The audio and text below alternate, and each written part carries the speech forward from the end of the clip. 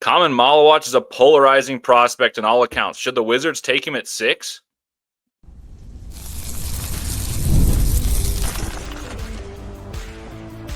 You are Locked On Wizards, your daily Washington Wizards podcast, part of the Locked On Podcast Network. Your team every day.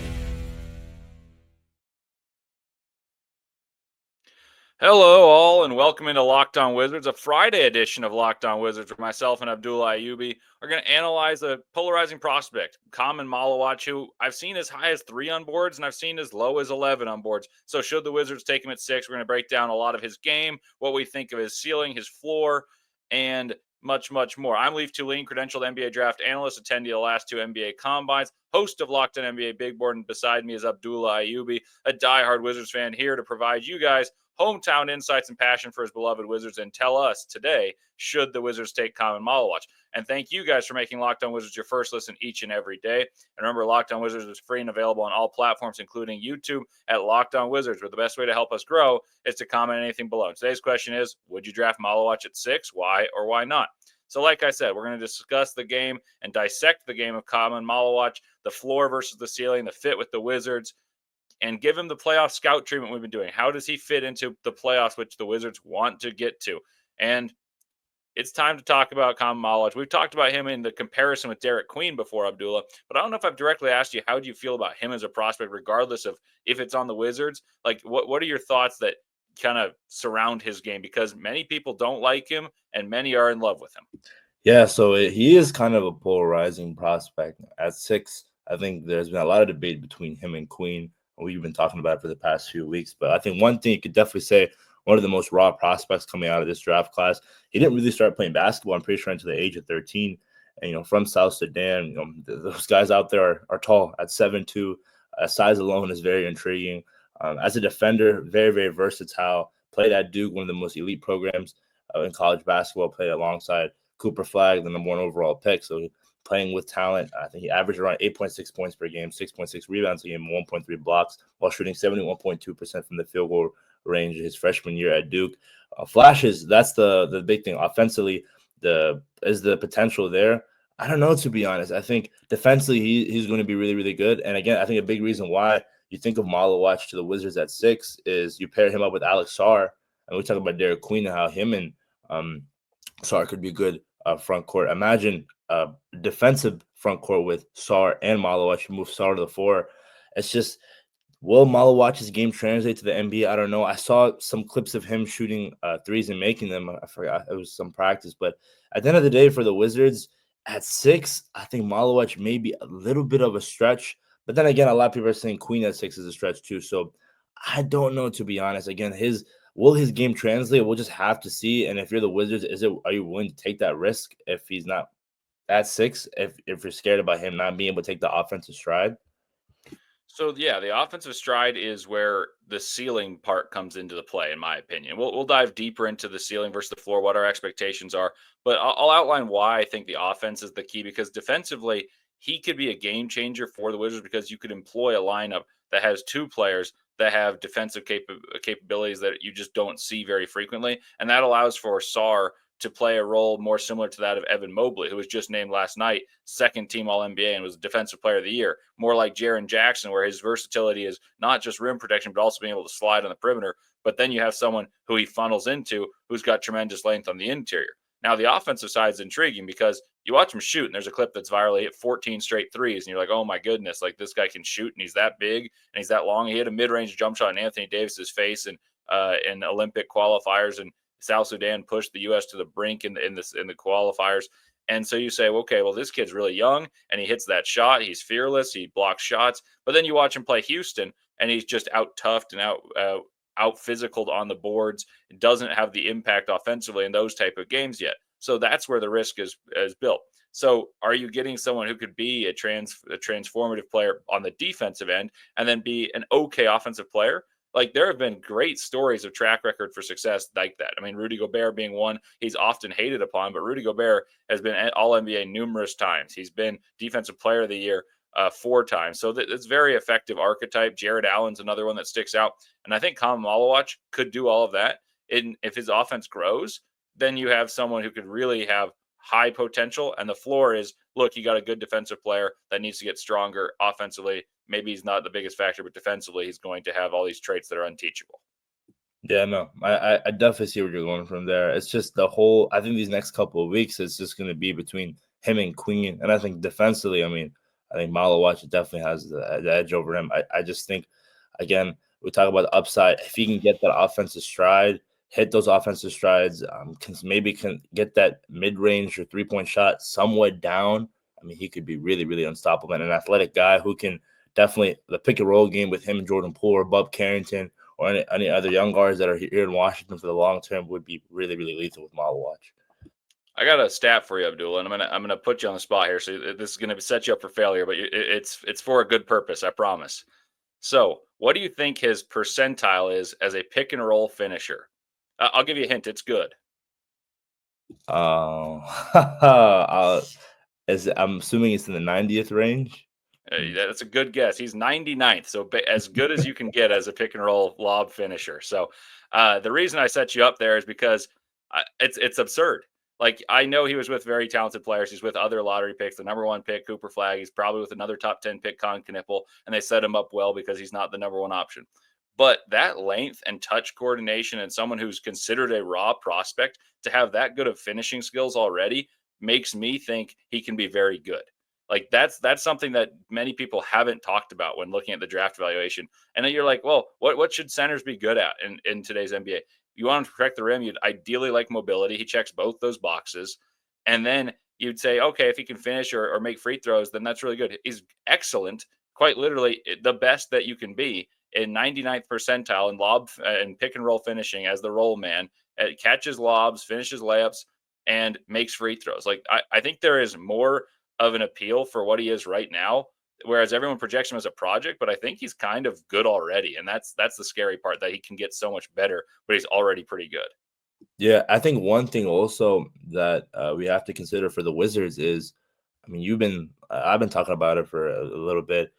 Losing the paint battle every night, that was a common thing for the past couple of years, and getting out rebounded. So if you insert a guy like Maluach, so definitely, I don't think you'll be losing much rebound battles. I think with how aggressive he is, the size, I mean, I think it's going to be hard to get into that paint, especially with Alex Sarr there as well. So I think the upside's there, man. The ceiling and floor, it's going to be talked about a lot. So if should he be the guy at 6, I generally don't know. And if possible, I talked about the scenario where if you somehow trade Johnson falls to 6, what if you trade back into the lottery and trade up for a guy like Queen? But what if maybe you make the case for Maluach? I mean, we're gonna have to see. And if the Wizards really prefer a guy and a really elite rim protector potentially, who knows, man? This could be a really interesting scenario where it comes down to Maluach or Queen. I think it's very possible, and I think there's going to be a hive of Wizards fans that prefers Maluach's defensive versatility versus some that will say, well, Queen has a chance to be an all-star offensively. Maybe there's a chance that Khaman Maluach could be an all-star with his offense and defense combining to be very good. So we'll discuss that possibility. What is his ceiling? Is it all-star? Is it all NBA? Is it all defensive team? And what's his floor? And what is the year-by-year growth look like for Khaman Maluach on the Washington Wizards? All that and more straight ahead on Locked On Wizards.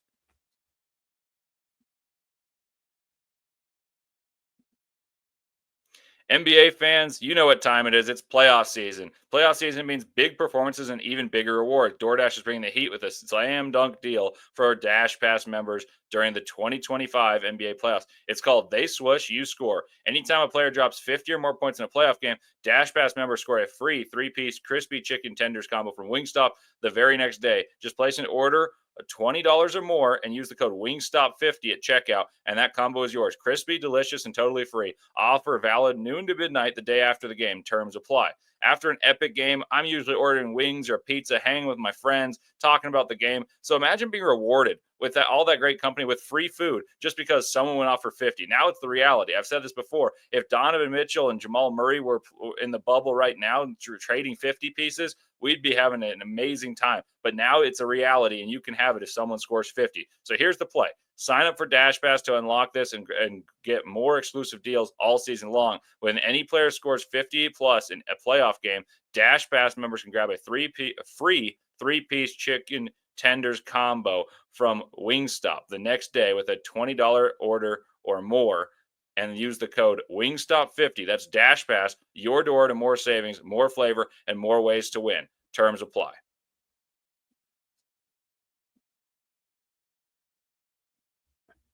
Welcome back to Locked On Wizards. Leif, Thulin and Abdullah holding it down for you here. We're talking Khaman Maluach, who we described as a polarizing prospect from the outset of this episode.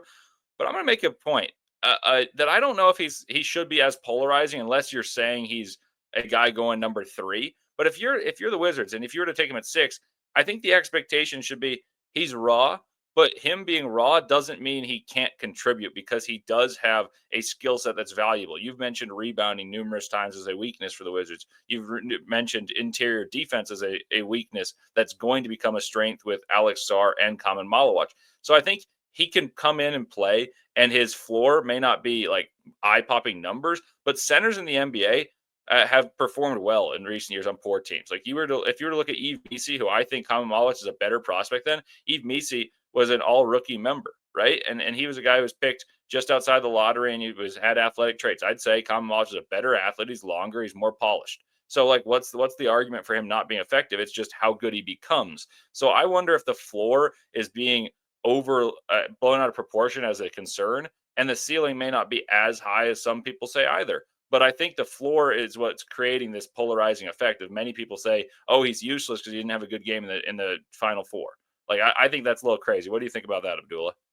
Yeah, no, definitely. Again, you have to consider the fact that he's playing with the likes of Cooper Flag and Con Knipple, first rounders, and it's going to be hard to distribute the wealth on such an elite Duke program. And I get it, they didn't win the March Madness tournament, but I mean, if you look at it, his presence was known on the court.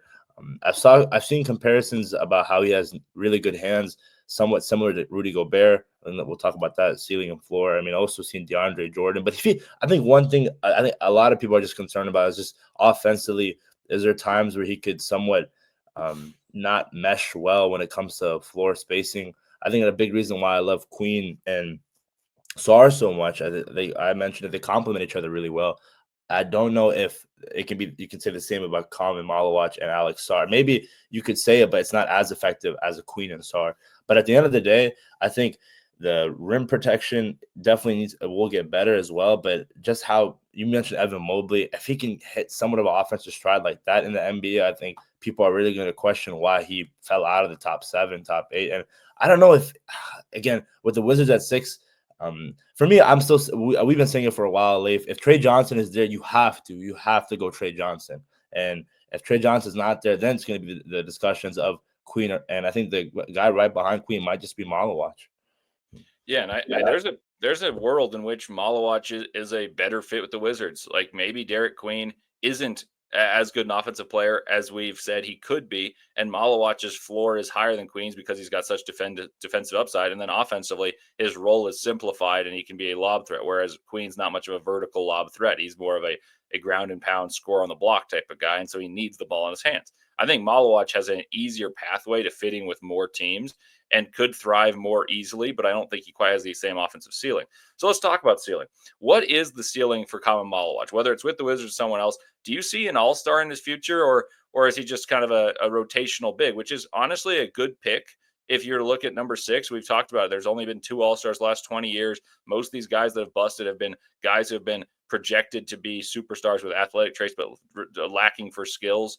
I think that would be a good pick, but the Wizards don't want a guy who can just be rotational. They want a guy who can push the trajectory of the franchise upward. Maybe not the star, but a really solid player. So what's the ceiling for Khaman Maluach? I think if all things go well, considering the fact that we're talking about ceiling, I think he can be that all-star. I mean, like I mentioned, dominates on the rebounding game, second chance opportunities, 2.8 offensive rebounds per game, soft touch around the basket, high motor on both ends. If you get a guy like him who can run in transition, and you already have the likes of Bob Carrington, Keyshawn George, Alex Sarr, Bilal, I think him and Bilal, I mean, just an athletic duo. And again, you want this Wizards team to be better defensively, and you already have the likes of Bilal Coulibaly, Keyshawn George. You got the size, the versatility. I think that's one thing that I've always been harping on. The key theme of what Will Dawkins wants this Wizards roster to look like is be versatile.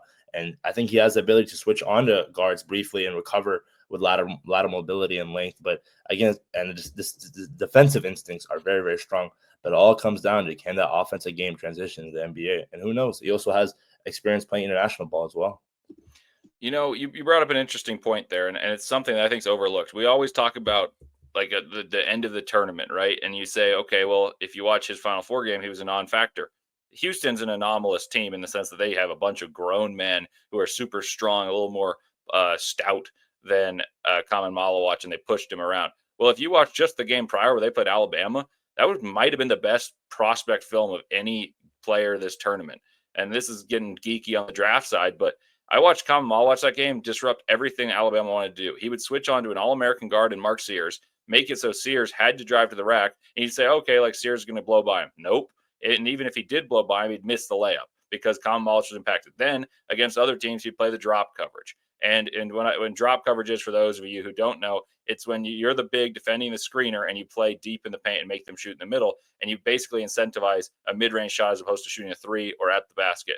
Khaman Maluach was disruptive as can be in a game against a team that had scored 100 plus points and hit 20 plus threes the game before and took them out of rhythm all by himself. So I think that's the game that made people think, oh, he could be a top 3, top 4 pick. I think that's a little too rich for me, but at 6, it's very feasible he ends up being better than 6 in a redraft because his defense is so good and his offense, he has some polish, he has some skill. He might be able to step out and shoot. And the comparison I've got for him is really, it's kind of copying what it's been the years past. Just look at a couple of years with Duke Biggs. Look at Lively. Look at Mark Williams. If Mark Williams is healthy, I know he's had knee injuries.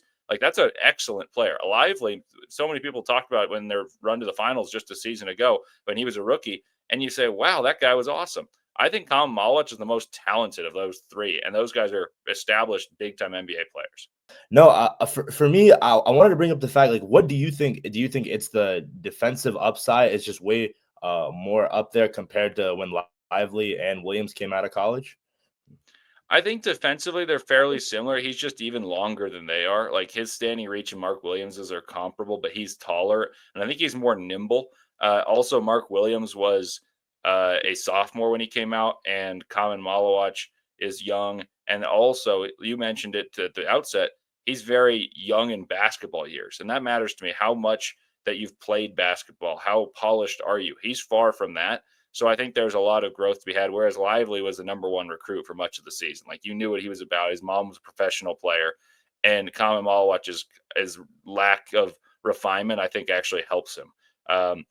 What would you say your expectation for him is if he does not hit his ceiling? Like, what is that player still a solid player? And if you take him at 6 and he doesn't hit the ceiling, are you saying, oh man, it's a bust? Or are you saying, okay, it's like he's serviceable? It's a good question, man.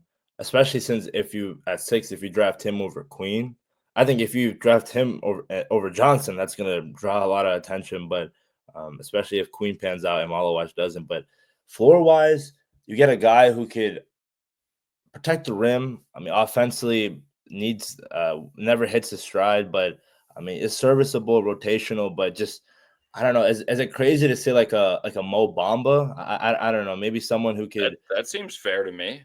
Yeah, I like that. Yeah. So I don't know. I'm hoping for the best because I'm rooting for him.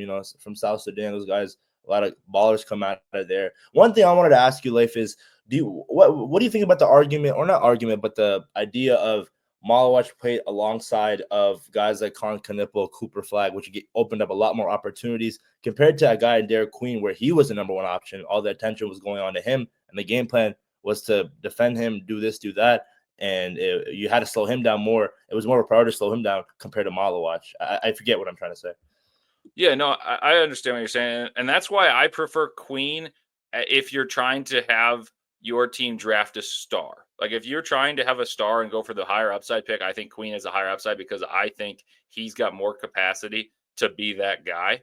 And whether it's the best player or the second best player, I think that's possible. Whereas Maluach, I think, is a safer pick than Queen, even though he's considered the more raw, the more of a project of these two, because he's going to be serviceable. He's going to be passable offensively. I think at the very least, he's going to be good defensively. I think he could be very good defensively and okay offensively, and that's still a plus player. He could be very good on defense and good on offense, and that's a plus player.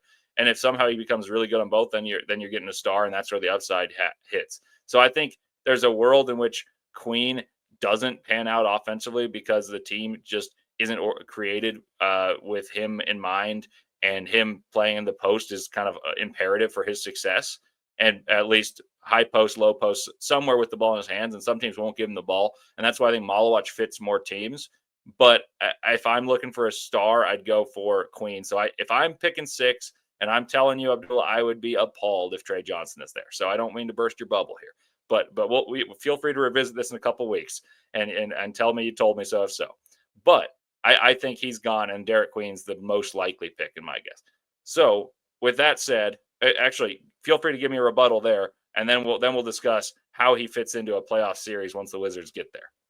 Yeah, no, as much as it is dream scenario, I don't think Trey Johnson is getting past 5. Ain't no way. But hey, you never freaking know, man. No one thought the Mavericks were going to get the first overall pick. So maybe the Wizards might just be. But again, I think realistically it's going to be Queen at 6. And I just, for me, I think you want to get that star right now. And you want him to be that guy that can be that cornerstone player for this franchise. Maluach, I get it, you're a young squad, but the development will take, I think, a little bit more longer compared to Queen, who was the number 1 option, played in the Big Ten, was Maryland's best player, showed up when the lights were the brightest, hit that game winner.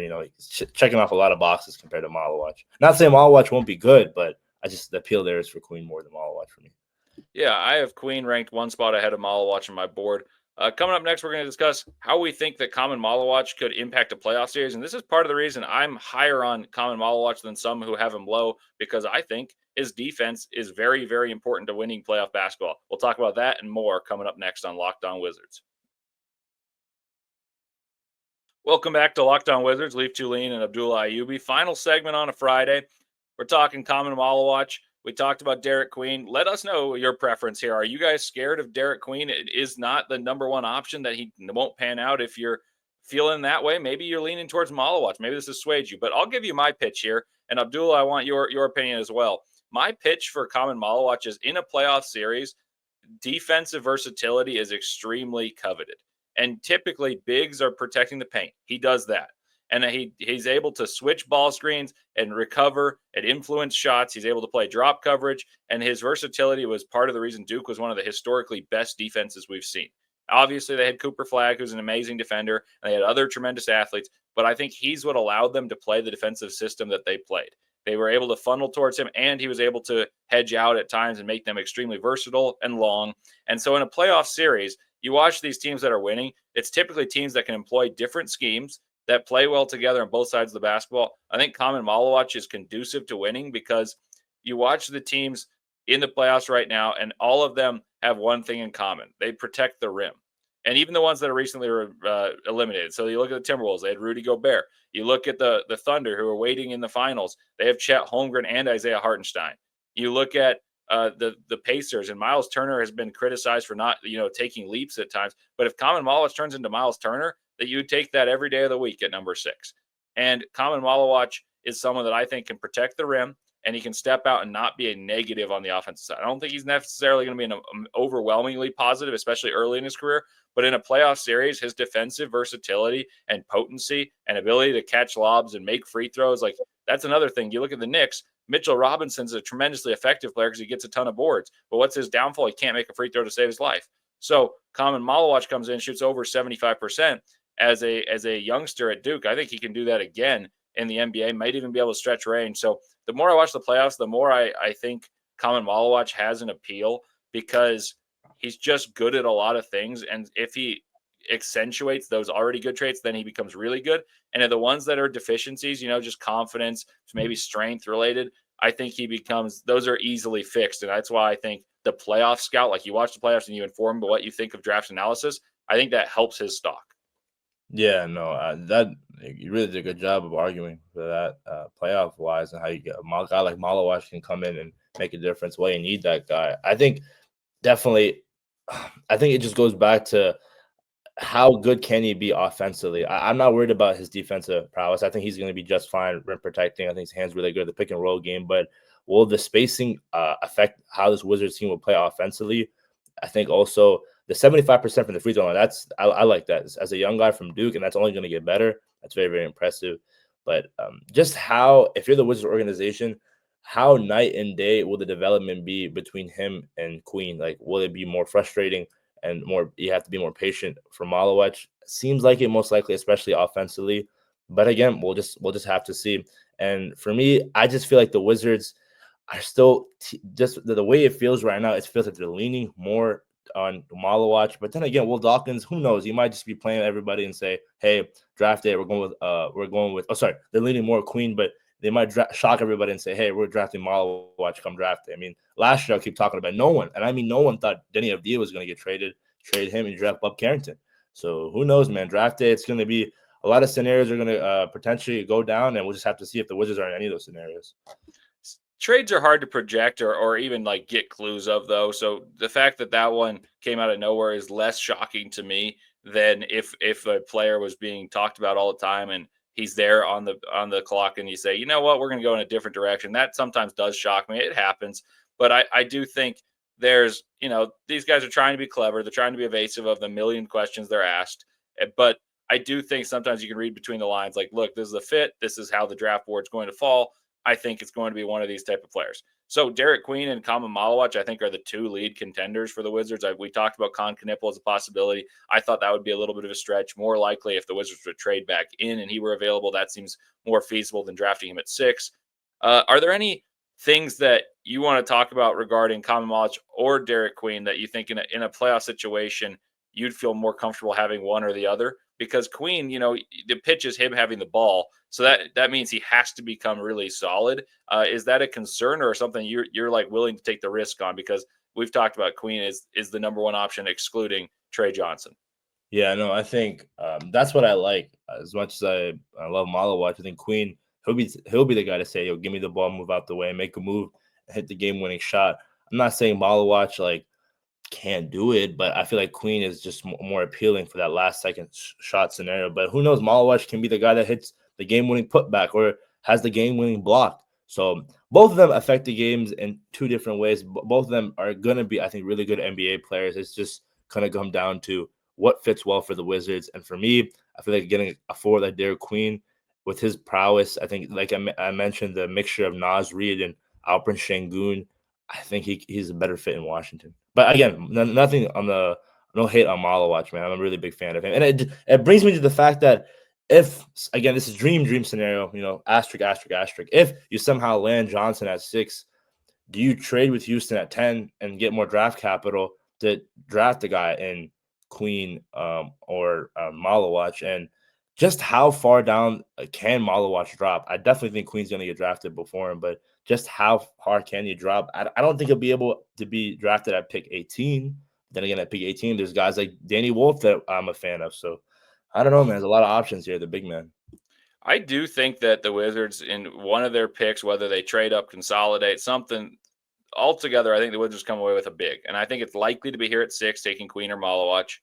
And at 18, should they take a wing, I think it's likely to be a big there as well, even though it's a pretty wing happy spot in the draft at 18 through 20 type. That range 14 through 25 is very wing happy.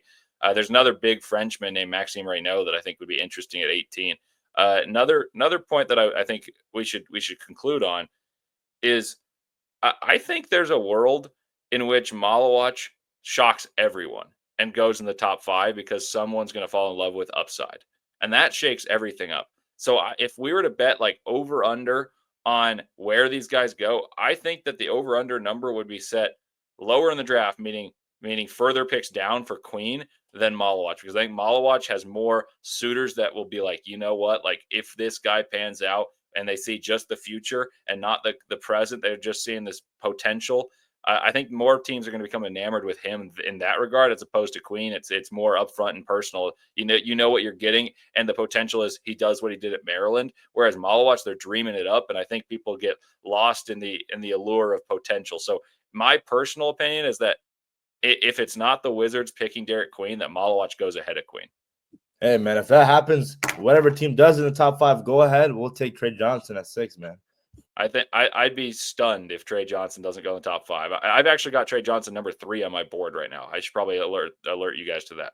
So I have Trey Johnson ahead of Ace Bailey. Maybe that's informing why I'd be stunned. I'd be very, very shocked if he gets past the Jazz or even Philly. I think there's a world in which he goes 3, even though Ace Bailey's been like a pigeonholed top 3 guy all season long. So that's a lot of draft talk. We'll have more of it for you next week. Khaman Maluach, Ace Bailey, all these guys have a bunch of potential. They're polarizing. Derick Queen could be a star. Maybe you're nervous about him in the playoffs game, but let us know what you think of Khaman Maluach in the comments. Would you take him or Derick Queen? Who do you think is going to go higher? And share us some ideas that you want to hear about in the upcoming week. It's always a pleasure talking to you on Locked On Wizards. Abdullah and I appreciate your guys' support. Thank you for making Locked On Wizards your first listen each and every day, and especially today. And for your second listen, check out Locked On NBA Game Night. Every game, every night until an NBA champion is crowned. Get local analysis on a national scale. Find NBA Game Night on Locked On NBA on YouTube or wherever you listen to your podcast. So thank you guys for tuning in, and we'll be back with you next week. And the Wizards it's getting close. It's only a month away now.